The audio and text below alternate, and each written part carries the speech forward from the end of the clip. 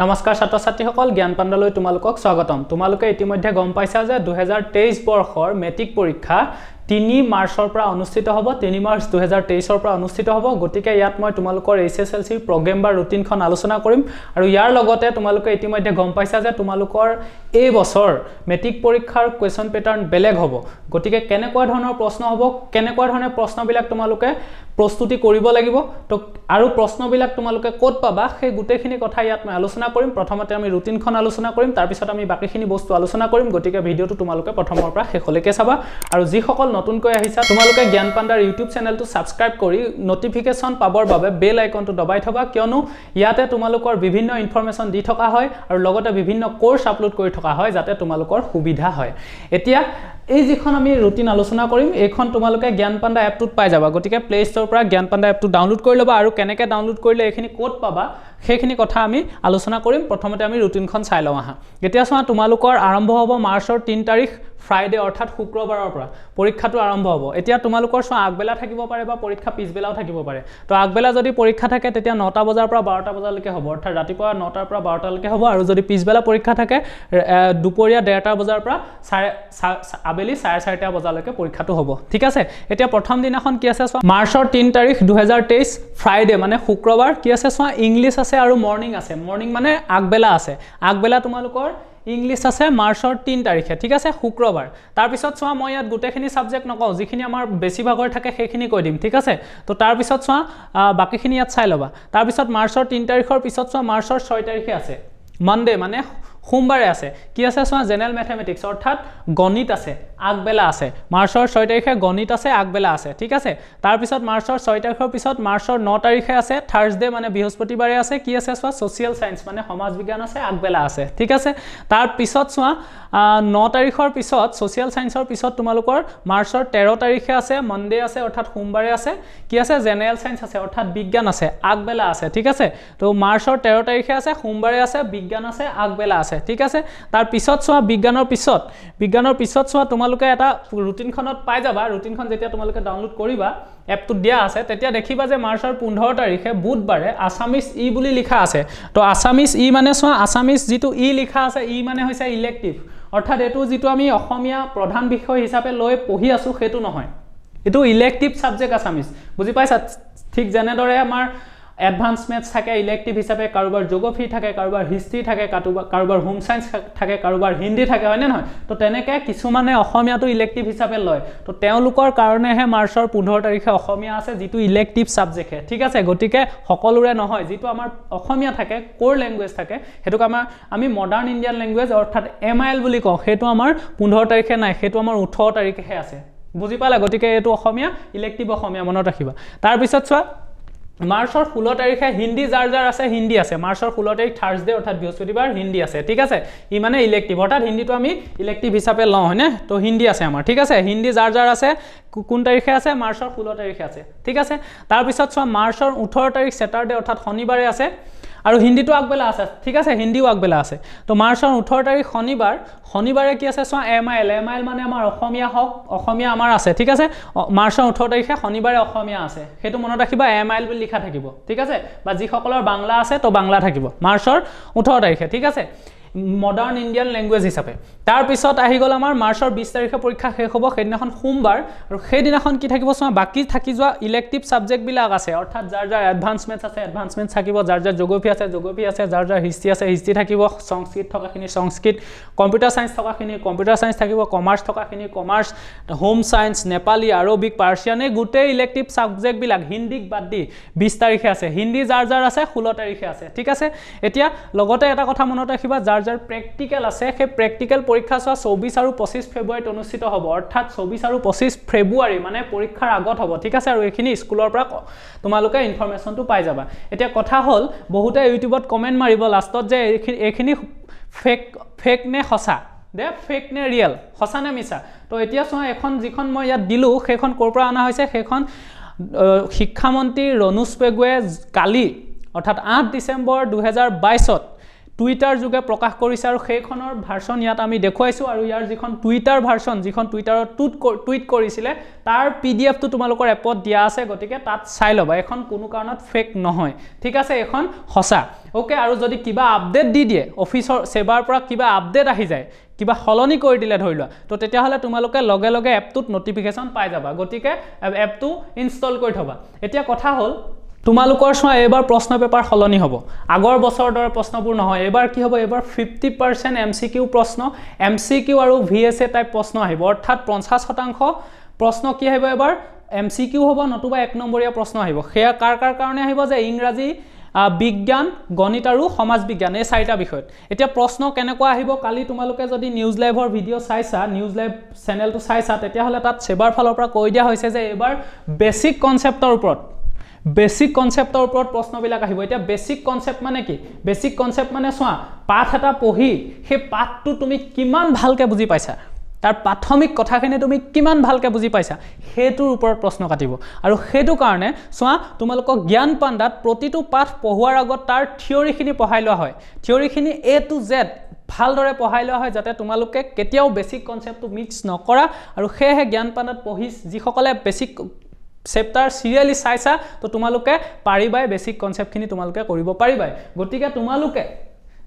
সদায় কি কৰিবা চেপ্টাৰটো এতিয়া ভালদৰে বুজি পাইছা নাই পোৱা হেতুৰ ওপৰত ডিপেন্ড কৰি MCQ বিলাক আহিব বা 1 নম্বৰ প্ৰশ্নবিলাক আহিব হেতু কালি কৈ দিছে কাৰণ কম্পিটিটিভ এক্সামত তেতিয়াহে তোমালোকে পাৰিবা হেতু কাৰণে তোমালোকে বেসিকখিনি ভালদৰে ক্লিয়াৰ কৰি লোৱা যদি এতিয়াও তোমালোকে পঢ়া নাই ভালদৰে পঢ়া জ্ঞান পাণ্ডাত যদি তোমালোকে পঢ়িব বিচাৰা যোৱা প্ৰতিটো চেপ্টাৰ তাত দিয়া আছে প্ৰতিটো চেপ্টাৰ তোমালোকে বেসিক কনসেপ্টখিনিও যদি ক্লিয়াৰ কৰা তো সেইখিনিৰ পৰাও তোমালোকে এবাৰ 50% মাৰ্কস পাবলৈ সক্ষম হ'বা ঠিক আছে হেতু কাৰণে জ্ঞান পাণ্ডাত প্ৰতিটো প্ৰশ্ন কৰি থোৱাৰ উপৰিও বেসিক কনসেপ্ট খিনি শিকোৱা থাকে ঠিক আছে এতিয়া কথা হল তোমালোকৰ যেহেতু MCQ আহিব এতিয়া জ্ঞান পাণ্ডাৰ ফালৰ পৰাও সোৱা তোমালোকৰ কাৰণে আমি MCQ বুক উলিয়াই দিছো বিজ্ঞান আৰু ইংৰাজী বিষয়ৰ বাবে আৰু সমাজ বিজ্ঞানৰ বিষয়টো বনাই থকা হৈছে যদি হৈ যায় হেতু তোমালোকে পাই যাবা এতিয়া সোৱা তোমালোকৰ কি কৰা হৈছে আমি যাতে তোমালোকৰ সময় খৰচ নহয় MCQ বিচাৰি তো তাৰ কাৰণে আমি তাৰ প্ৰতি আমি লক্ষ্য ৰাখি কি কৰিছো প্ৰতিখন MCQ কিতাপত 1200তকৈও বেছি আমি MCQ দিছো আৰু লগতে তাৰ আমি উত্তৰ দি দিছো আমি প্ৰতিটো চেপ্টাৰৰ পৰা কি কৰিছো সো আমি কিতাপৰ মাজৰ যিমান MCQ থাকিব পাৰে কিতাপৰ মাজৰ সকলো MCQ আমি অন্তৰ্ভুক্ত কৰিছো লগতে আগৰ বছৰবিলাকৰ টেষ্ট পেপাৰৰ MCQ আমি অন্তৰ্ভুক্ত কৰিছো যাতে তোমালোকে টেষ্ট পেপাৰ বিচাৰি আকৌ সময় খৰচ কৰি থাকিব নালাগে লগতে কুৱেশ্যন বেংকৰ MCQ আমি অন্তৰ্ভুক্ত কৰিছো লগতে ইয়াৰ 2015 চনৰ পৰা 2022 চনলৈকে যিমান MCQ তোমালোকৰ SSLC পৰীক্ষাত আগতে আহিছে হেবিলাকৰ পৰা প্ৰশ্ন অহাৰ সম্ভাৱনা থাকে গতিকে হেবিলাকো আমি চাই হে আগৰ বছৰবোৰৰ পৰীক্ষাৰ পেপাৰৰ MCQ আমি গুটেখিনি অন্তৰ্ভুক্ত কৰি দিছো যাতে এটাও বাদ পৰি না যায় ইয়াৰ উপৰিও কিতাপৰ প্ৰশ্নাৱলীৰ যিবিলাক MCQ অহাৰ সম্ভাৱনা আছে আটাইখিনি আমি এড কৰি দিছো আৰু এই গুটেখিনি বস্তু আমি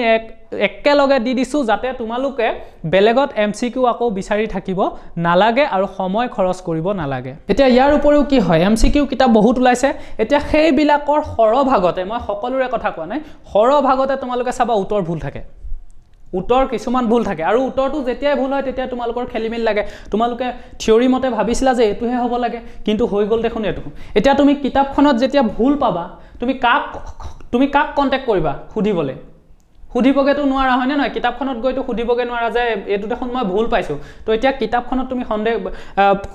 কন্টাক্ট কৰিব নোৱাৰা আৰু তাৰ ফলত যদি হেতুকা পৰীক্ষাত আহি যায় কি কৰিবা তেতিয়া তোমাৰ মতে ভাবিবা এটো কিন্তু কিতাপখনতটো এটোই আছিল তো লাগি গল খেলিমেলি আৰু যদি তোমালোকে হেতু কিতাপৰ মতে লিখি দিয়া যদি কিতাপত ভুল আছিল নম্বৰ গুছি গল আৰু যদি তোমাৰ মতে লিখি দিয়া যদি সঁচাকৈ কিতাপখনতে শুদ্ধ আছিল তেতিয়াও নম্বৰ গুছি গল গতিকে তেনেকুৱা ধৰণৰ যাতে সিচুৱেচন নাহে তেনেকুৱা ধৰণৰ পৰিস্থিতি নাহে আমি জ্ঞান পাণ্ডাৰ যি MCQ অনলাইন PDF আমি উলিয়াইছো তাত আমি অভিজ্ঞ শিক্ষকৰ দ্বাৰা বাৰে বাৰে চেক কৰাইছো আমি যাতে তেনেকুৱা ধৰণৰ তোমালোকৰ কেতিয়াও প্ৰবলেম নাহে আৰু সেই ধৰণৰ সমস্যাত ভুগি যাতে এনেও সেইখিনি টেনশন নলোৱা আৰু পৰীক্ষাটো গৈ যাতে ভুল নহয় তাৰ বাবে আমি ভালদৰে টেষ্ট কৰাইছো গুটেখিনি বস্তু টেষ্ট কৰাইছো আৰু ইয়াৰ পিছতো যদি কিবা সন্দেহ থাকে তেতিয়াহ'লে আমি জ্ঞান পাণ্ডাৰ হেল্পলাইন নম্বৰ মুকলি কৰি দিছোঁ সো আমাৰ হেল্পলাইন নম্বৰ দি দিয়া হৈছে য'ত তোমালোকে ফোন কৰি ক'ব পাৰিবা যে এটো দেখোন মোৰ সন্দেহ লাগিছে আনসাৰটো এটোহে হ'ব লাগিছিল এটো দিয়া আছে তো তেতিয়া আকৌ আমি লগে লগে চেক কৰি আমি ভেৰিফাই কৰি তোমালোকক জনাই দিম আৰু সকলো ষ্টুডেণ্টকে আমি এপৰ জৰিয়তে আমি বস্তুটো জনাই দিম গতিকে তোমালোকে গুটেখিনি বস্তু আপডেট পাই থাকিবা কেতিয়াও তোমালোকৰ খেলিমেলি নালাগে ইয়াৰ উপৰিও কি হয় বহুত এমসিকিউ কিতাপত হৰভাগতে কি থাকে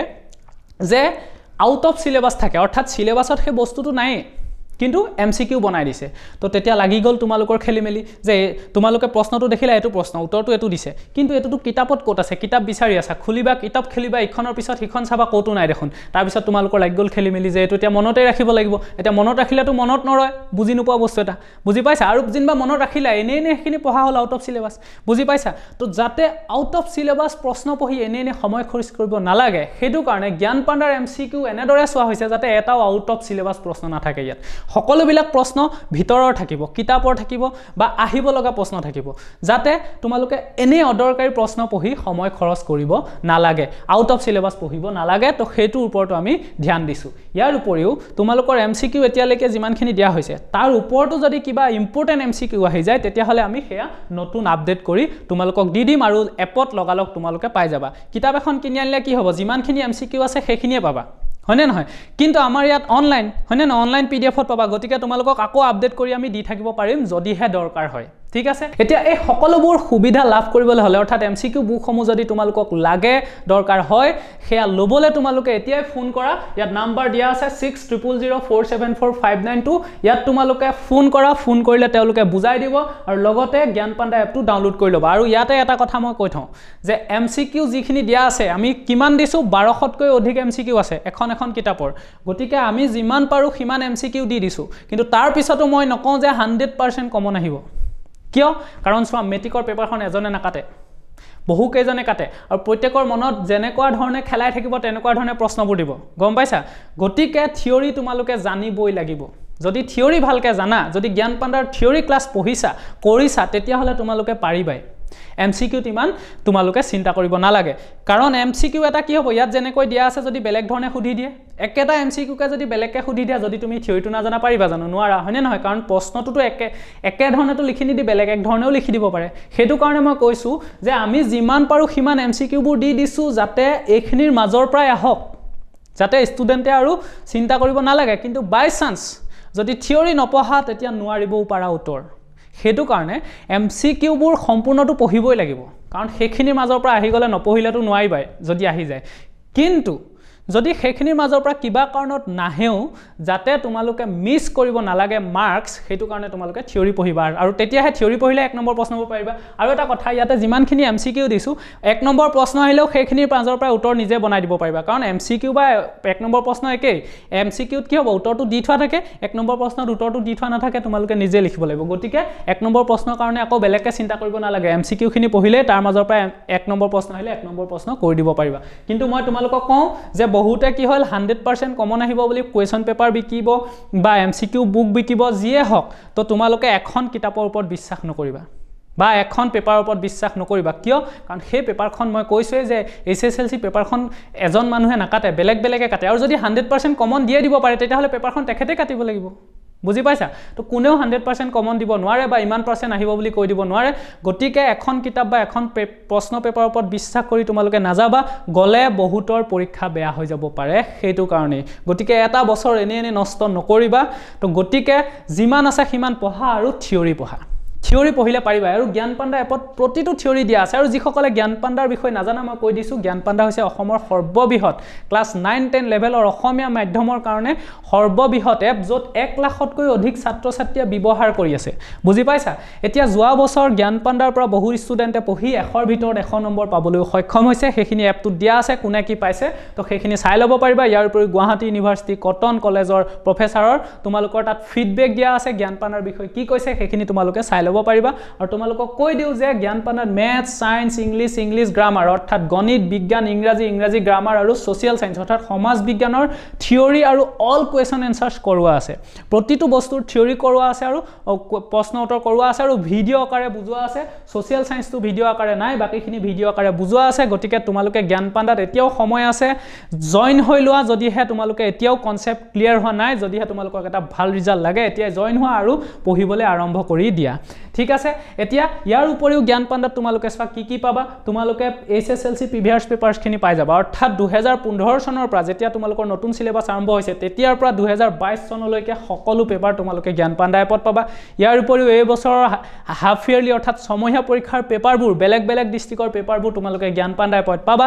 ইয়াৰ উপৰিও সেবাৰ ইম্পৰ্টেন্ট নটিফিকেশন হওক তোমালোকৰ একাডেমিক ক্যালেন্ডাৰ হওক বা সেবাৰ ব্লুপ্ৰিন্ট হওক বা সেবাৰ ৰুটিন হওক এই সকলোখিনি যিবিলাক আপডেট আহি থাকে সেইখিনি তোমালোকে জ্ঞান পাণ্ডা এপত পাই যাবা তো এছএছএলসি পেপাৰ হওক হাফ ইয়াৰলি পেপাৰ সেবাৰ ইম্পৰ্টেন্ট নটিফিকেশন এইবিলাক ক'ত পাবা জানানে এপটো খুলিবা এপটো খুলিলে কোৱেশ্চন পেপাৰছ এণ্ড ইনফৰমেশন বুলি দেখা পাবা তাত ক্লিক কৰিলে তোমালোকে এই বস্তুখিনি পাই যাবা গতিকে তোমালোকে এতিয়াই জ্ঞান পাণ্ডা এপটো তোমালোকে ইনষ্টল কৰি লোৱা তো কেনেকৈ ইনষ্টল কৰিবা মই দেখাই দিছো চোৱা প্লে ষ্ট'ৰত যাবা য'ৰ পৰা তোমালোকে গেম আদি এপ ডাউনলোড কৰা তাত যাবা তাত তোমালোকে জ্ঞান পাণ্ডা বুলি সাৰ্চ কৰিবা জ্ঞান পাণ্ডা সাৰ্চ কৰিলে এনেকুৱা ধৰণে আহি যাব আৰু ইনষ্টল বুলি লিখা পাবা ঠিক আছে ইয়াত ওপেন বুলি লিখা আছে কিন্তু যি সকলে নাই কৰা এতিয়ালৈকে ইনষ্টল ইয়াতে ইনষ্টল বুলি দেখা পাবা সেই ইনষ্টলটো তোমালোকে